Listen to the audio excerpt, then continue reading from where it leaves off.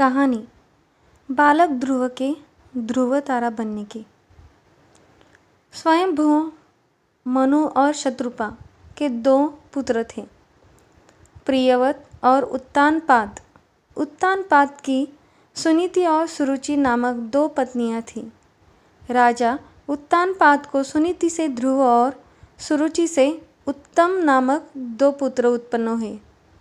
यद्यपि सुनीति बड़ी रानी थी, परंतु उत्तानपाद का प्रेम सुरुचि के प्रति अधिक था। एक बार सुनीति का पुत्र ध्रुव अपने पिता की गोद में बैठा खेल रहा था। इतने में सुरुचि वहां आ पहुंची।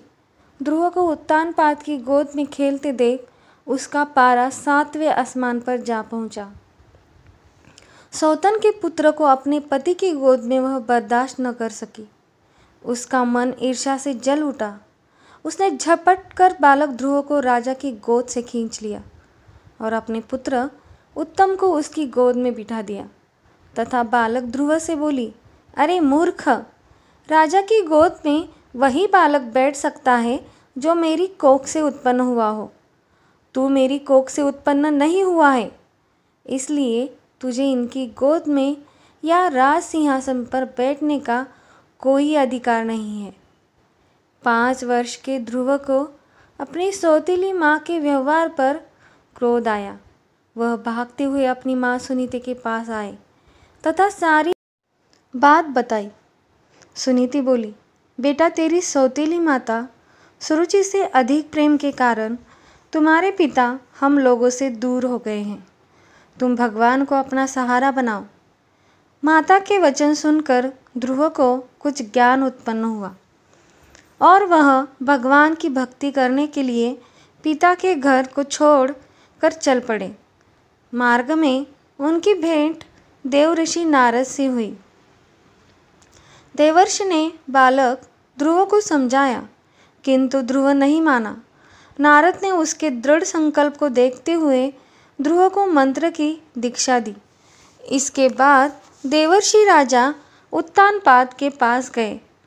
राजा उत्तानपाद को ध्रुव के चले जाने से बड़ा पछतावा हो रहा था। देवर्षि नारद को वहां पाकर उन्होंने उनका सत्कार किया। देवर्षि ने राजा को ढांढस बंधाया कि भगवान उनके रक्षक हैं। भविष्य में वह अपने यश को संपूर्ण पृथ्वी पर फैलाएंगे। उनके प्रभाव से आपकी कीर्ति इस संसार में फैलेगी।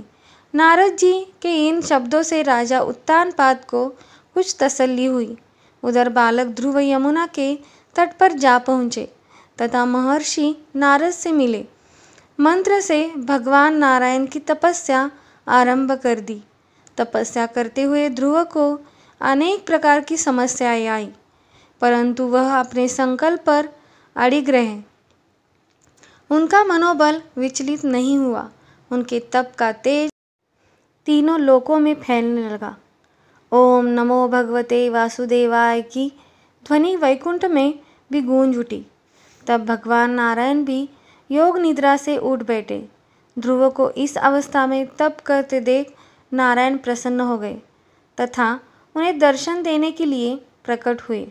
नारायण बोले, हे राजकुमार, तुम्हारी समस्त इच्छाएं पूर्ण होंगी। तुम्हारी भक्ति से प्रसन्न होकर मैं तुम्हें वह लोक प्रदान कर रहा हूँ जिसके चारों ओर ज्योतिष चक्र घूमता है तथा जिसके आधार पर सब ग्रह नक्षत्र घूमते हैं। प्रलय काल में भी जिसका कभी नाश नहीं होता। सप्त ऋषि भी नक्षत्रों के साथ जिसकी प्रदक्षिणा करते हैं। तुम्हारे नाम पर वह लोक ध्रुवलोक कहलाएगा। इस लोक में 36 सहस्त्र वर्ष तक तुम पृथ्वी पर शासन करोगे। समस्त प्रकार के सर्वोत्तम ऐश्वर्य भोग कर अंत समय में तुम मेरे लोक को प्राप्त करोगे। बालक ध्रुव को ऐसा वरदान देकर नारायण अपने लोक लौट गए। नारायण के वरदान स्वरूप ध्रुव समय पाकर ध्रुव तारा बन गए। धन्यवाद।